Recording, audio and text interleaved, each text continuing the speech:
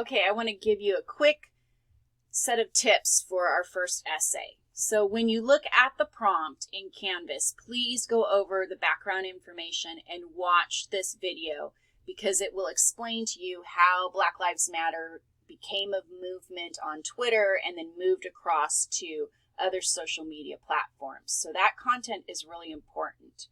But what we're doing is a claim of fact essay, and often students struggle with this because you're used to writing arguments, and I'm asking you to first do a claim of fact, but the majority form of writing will not be argumentation. It'll be what's called expository writing.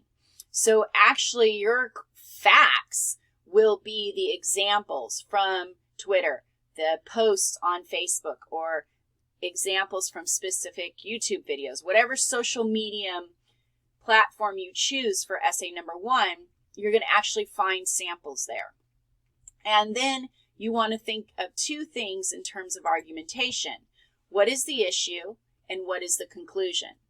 And in asking the right questions, these are defined as the question or controversy responsible for the conversation or discussion.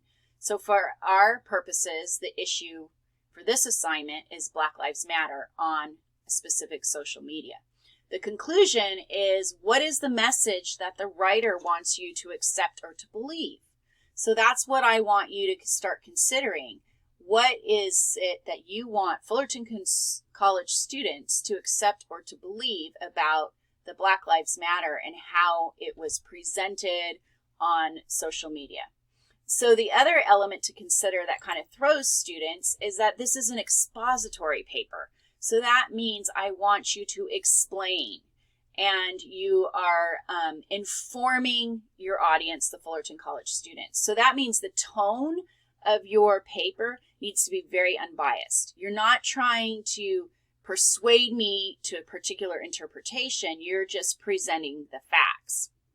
So that's why expository writing sometimes is challenging. So when you think about that, it's kind of like writing an essay that your grandmother would read, where you explain Twitter, you explain Instagram. I don't want you to make any assumptions that they understand what an influencer is, or how to post, or what is a like, right? Or what is a tweet.